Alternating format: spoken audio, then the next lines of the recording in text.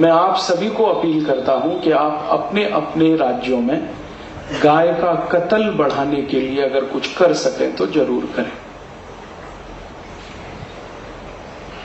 ये नेहरू जी की चिट्ठी है और ये भी रिकॉर्ड में है।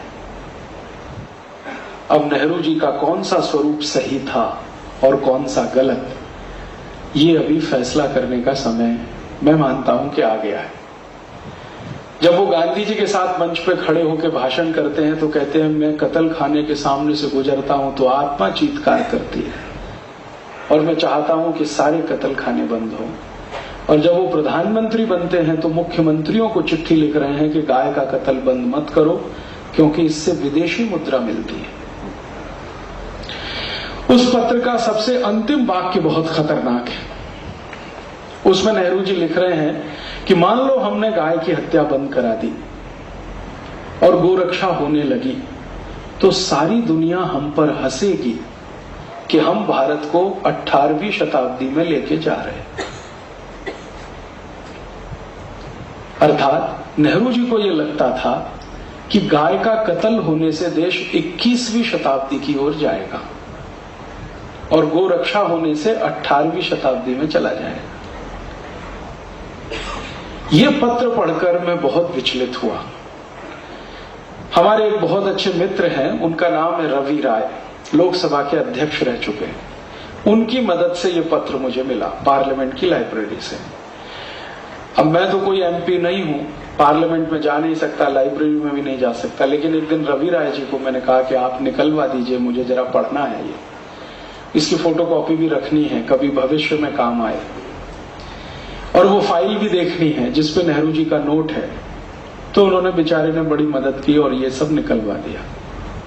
ये पढ़ के मैं बहुत परेशान हूं और मैंने ये जानने की कोशिश की कि आखिर नेहरू जी के जीवन में वो कौन सी बात थी जिसके कारण वो गोहत्या को चालू रखना चाहते थे। पत्र में वो लिख रहा है कि इससे विदेशी मुद्रा मिलती है। तो क्या सिर्फ विदेशी मुद्रा ही एक बड़ा प्रश्न था या इसके पीछे भी कुछ और था? मेरा एक व्यक्तिगत मानना है, वो गलत भी हो सकता है, कि व्यक्ति अपने सार्वजनिक जीवन में जो कुछ भी करता है उसकी जड़ उसके निजी जीवन में जरूर होती है। वो भारत का प्रधानमंत्री हो, राष्ट्रपति हो, देश के किसी संवैधानिक पद पर बैठा हुआ हो, या कोई संत हो, महंत हो, साधु हो, प्रोफेसर हो, इंजीनियर हो, डॉक्टर हो, या साधारण किसान हो, मजदूर हो, कोई भी व्यक्ति हो, अगर वो सार्वजनिक जीवन में कुछ कर रहा है तो उसकी जड़ें उसके निजी जीवन में जरूर होती हैं। पब्लिक लाइफ में व्यक्ति जिस तरह से व्यवहार करता है उसका रिफ्लेक्शन उसके प्राइवेट लाइफ से निकलता है। माने नेहरू जी की प्राइवेट लाइफ में क्या था जो गाय की हत्या के लिए वो इतने परेशान, और इसके लिए मैंने बहुत प्रयास किया। उनके निजी जीवन के बारे में, प्राइवेट लाइफ के बारे में बहुत दस्तावेज मैंने इकट्ठे किए, कम से कम 500 से ज्यादा अभी मेरे पास है। तो पता चला कि नेहरू जी स्वयं गाय का मांस खाते थे। इसके पहले मुझे इतना तो मालूम था कि नेहरू जी शराब पीते हैं, और यह भी मालूम था कि चेन स्मोकर हैं, दिन में 60 से 70 सिगरेट पीते हैं। और भी बहुत कुछ मालूम था उनके चरित्र के बारे में, लेकिन ये पहली बार पता चला कि वो गाय का मांस भी खाते हैं। और उनके गाय के मांस के भोजन को बनाकर तैयार करके लंच के रूप में भिजवाने का काम दिल्ली का वो होटल करता रहा जहां अभी थोड़े दिन पहले जॉर्ज बुश रोका। और नेहरू जी का एक लंच का खर्चा उस जमाने में 13,000 रुपए होता था, जिस पर भारत के एक समाजवादी नेता ने बड़ी कड़क टिप्पणी की थी, राम मनोहर लोहिया। उन्होंने संसद में एक दिन बहुत जोरदार भाषण दिया था कि नेहरू, तुम्हारा एक समय का भोजन का खर्च 13,000 रुपए है और भारत के 14 करोड़ लोगों को 2 समय खाने को रोटी नहीं, तुमको शर्म नहीं आती? उस जमाने में संसद में लोहिया जी एक व्यक्ति थे जो नेहरू जी को इस तरह से बोल पाते थे। बाकी तो सब नेहरू के आगे पीछे दुम हिला के घूमते रहते थे।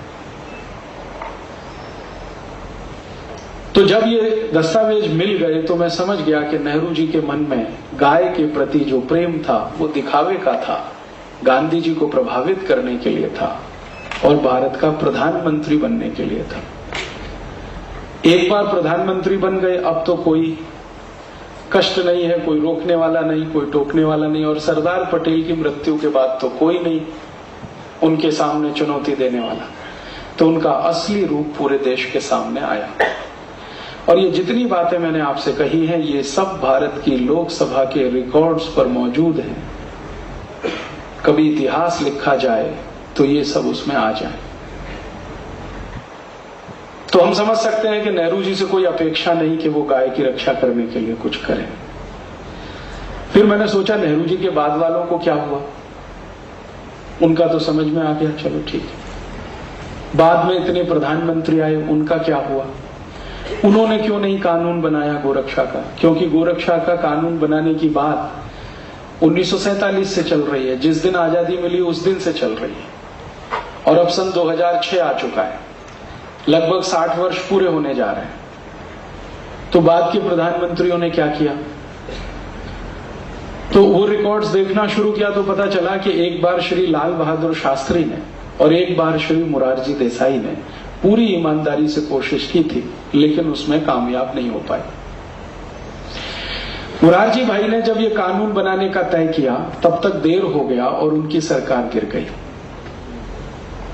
या मैं सोचूं दूसरे तरीके से कि उनकी सरकार गिरा दी गई है,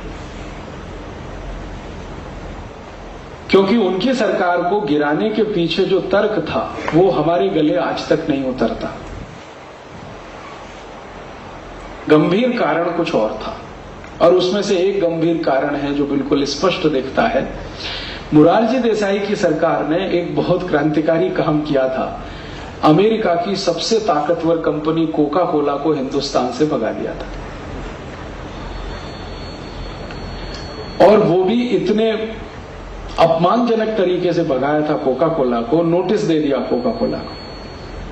मोरारजी देसाई के मंत्रिमंडल में उद्योग मंत्री हुआ करते थे जॉर्ज फर्नांडिस, उन्होंने नोटिस दे दिया कि देखो 3 दिन में भारत छोड़ दो, नहीं तो आपकी सारी संपत्ति को हम राष्ट्रीय संपत्ति घोषित कर देंगे। और ये सिर्फ कोका कोला के लिए ही नहीं था। हॉलैंड की एक बहुत बड़ी कंपनी इस देश में है जिसका नाम है यूनिलीवर, जिसने नाम बदल के अभी धंधा शुरू किया है हिंदुस्तान लीवर। इसको भी नोटिस था कि आप अगर अपनी शेयर इक्विटी कम नहीं करते तो आपका भी धंधा बंद कराएंगे। और अंत में वो नोटिस सभी विदेशी कंपनियों को था जिनको ये कहा गया था कि आप भारत में अपनी पूंजी को कम कर दीजिए, नहीं तो आप सबको हम भारत से भगाएंगे। ये एक बड़ा कारण था मोरारजी भाई की सरकार गिराने में। और दूसरा कारण था, मोरारजी भाई ने एक घोषणा की थी कि जैसे गुजरात को शराब मुक्त बना दिया वैसे पूरे देश को बना देंगे। और आप जानते हैं कि गुजरात आज तक शराब मुक्त प्रदेश है। यह अलग बात है कि चोरी छुपे वहां मिल जाती है, लेकिन कानूनन रूप से गुजरात में न शराब बिक सकती है, न कोई पी सकता है, न कोई बना सकता है। ये मोरारजी देसाई का चमत्कार है, आज तक है। तो मोरारजी भाई ने कहा कि जैसा गुजरात में किया वो देश में कर देंगे, तो शराब वाले सब बौखलाए हुए थे उनसे। और मोरारजी भाई ने एक तीसरा काम और किया था कि उन्होंने कहा कि बहुत जल्दी मैं गांधी जी का सपना पूरा करूंगा, गो हत्या पर बंदी लगेगी और सारे देश में लगेगी, और जो गौ हत्या करेंगे उनको सजा कम से कम फांसी की होगी। तो इस पर ये कसाई लोग सब बिदक गए। तो ये तीनों लॉबी, शराब बेचने वालों की लॉबी, विदेशी कंपनियों की और ये कसाई लोगों की, ये तीनों सरकार के खिलाफ थे, और इन्होंने कोई षड्यंत्र रचा होगा जिसका दुष्परिणाम मोरारजी भाई की सरकार चली। एक बार ऐसा प्रयास शास्त्री जी ने भी किया था, लेकिन वहां भी दुर्भाग्य क्या हुआ कि शास्त्री जी ये प्रयास को शुरू करके ताशकंद गए समझौता करने पाकिस्तान से जनवरी 1966 में, और वहां से जीवित वापस नहीं लौटे। कानून बनाने के लिए जो पूरी कोशिश की थी वो वहीं की वहीं रुक गई। उसके बाद इस देश में आखिरी कोई प्रधानमंत्री था जिसने गोरक्षा का कानून बनाने का प्रयास किया, वो थे श्री अटल बिहारी वाजपेयी, जिन्होंने सवेरे सवेरे लोकसभा में एक विधेयक लाया और शाम को उसे वापस ले लिया। क्यों? तो श्री अटल बिहारी वाजपेयी की सरकार को समर्थन देने वाली दो बड़ी राजनीतिक पार्टियां, एक का नाम तेलुगु देशम और दूसरी तृणमूल कांग्रेस, दोनों ने लोकसभा में कहा कि अगर ये विधेयक आएगा और बहस होगी तो हम अभी सरकार से समर्थन वापस लेते हैं और सरकार गिराते हैं। ममता बनर्जी ने जब ये बयान दिया लोकसभा में तो बाहर आते ही उनको पत्रकारों ने पूछा कि आप ऐसा क्यों बोल रही हैं, गाय की हत्या बंद हो जाने दीजिए, बहुत समय से ये चल रहा है मामला। तो ममता बनर्जी ने जोर से कहा कि गाय का मांस खाना मेरा मौलिक अधिकार है, कोई कैसे रोक सकता है। किसी पत्रकार ने याद दिलाया कि आप तो ब्राह्मण हैं, पंडित हैं, बंगाली, और आप ऐसा बोलते हैं। उसने कहा सो व्हाट। और दूसरी तरफ ये जो तृणमूल कांग्रेस जैसी ही एक पार्टी है तेलुगु देशम, उसका जो मुख्य चंद्रबाबू नायडू, उसने हैदराबाद में बयान दिया कि अगर सरकार ने गोहत्या का विधेयक पारित कराया तो कल समर्थन हम वापस लेते। तो श्री अटल बिहारी वाजपेयी अपनी सरकार बचाने के चक्कर में वो बिल जो सवेरे लाया वो शाम को बिना बहस के वापस ले लिया। सरकार बचाना उस समय उनके लिए मुख्य था, गोहत्या रुकवाना मुख्य नहीं बना। मैंने अटल जी को उस समय एक चिट्ठी लिखी थी कि काश आपने सरकार गिर जाने दी होती इस मुद्दे पर, तो गारंटी की बात थी कि अगली बार आप 2/3 मेजोरिटी से इस देश में चुनकर आते।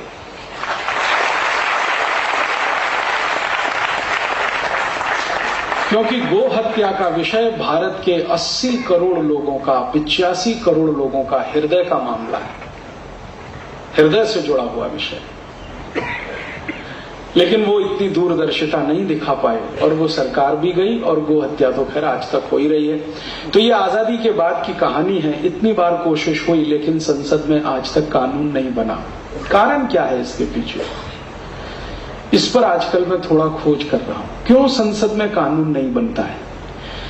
क्यों कुछ सांसद खड़े होकर चिल्लाने लगते हैं जब भी ये विषय आता है बहस के लिए? हमारे भारत में राजनीतिक दलों में ऐसे कई नेता हैं, ये बात कहने के लिए आप मुझे माफ करेंगे, हमारे राजनीतिक दलों में ऐसे कई नेता हैं जो गाय का मांस बेचकर अपना धंधा चला रहे हैं। कई नेता हैं ऐसे। और इस हिंदुस्तान में 3600 जो कत्ल खाने चल रहे हैं रजिस्टर्ड, उनमें से 50 से 60% कत्ल खाने राजनीतिक नेताओं के हैं जिनकी पूंजी से ये काम चल रहा है।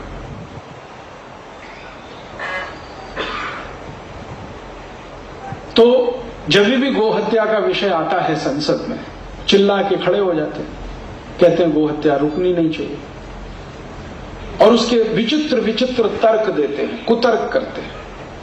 जैसे एक कुतर्क करते हैं, महाराष्ट्र के भी कई नेता हैं, वो बहुत कुतर्क करते हैं।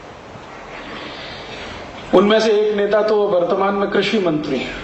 उन्होंने एक बार कुतर्क किया कि गाय की हत्या अगर हमने रोक दी तो गाय की संख्या इतनी बढ़ जाएगी, उनको रखेंगे कहां? ये बयान श्री शरद पवार ने दिया और मुंबई में दिया, प्रेस कॉन्फ्रेंस में।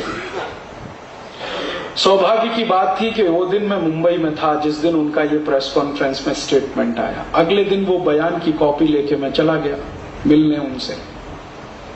मैंने कहा कि आपने ये कहा है कि अगर गाय को हमने बचा लिया तो इनकी संख्या इतनी बढ़ जाएगी, इनको रखेंगे कहां? आप क्यों परेशान हैं? आपके घर में रखने नहीं आ रहे हैं हम, इतना तो पक्का है। और अगर आपकी बुद्धि इतना ही काम करती है कि गाय को बचाने से उसकी संख्या बढ़ जाएगी, तो यही तर्क मनुष्यों पे भी लागू हो जाता है। सीधे सीधे से लागू होता है कि मनुष्यों को क्यों बचाया जाए, इनकी संख्या बढ़ जाएगी। तो इसका माने मनुष्यों की संख्या कम करने के लिए कत्ल करवाइए इनका। तो उन्होंने दूसरी बात कही, चारा कहां से लाएंगे? चारा कहां से लाएंगे? तो मैंने कहा भगवान ने इस देश में व्यवस्था ऐसी की है, आप क्यों परेशान हैं उसके लिए? भगवान की व्यवस्था में आप क्यों दखलंदाजी कर रहे हैं? भगवान ने इस देश में जितनी भी फसल दी है, जितनी भी फसलों के बीज हमारे पास हैं, 1400 किस्म की फसलें भारत में होती हैं, पीक, गेहूं, चावल, जवारी, तुअर, उड़द, मूंग आदि आदि। हर एक फसल के 3 हिस्से हैं, हर एक पीक के 3 हिस्से हैं, हर एक पौधे के 3 हिस्से हैं। ऊपर का एक हिस्सा है वो मनुष्यों के लिए है, पक्षियों के लिए है, बीच का हिस्सा है वो सब पशुओं के लिए है, और अंत का जो जड़ वाला हिस्सा है वो धरती माता के लिए है।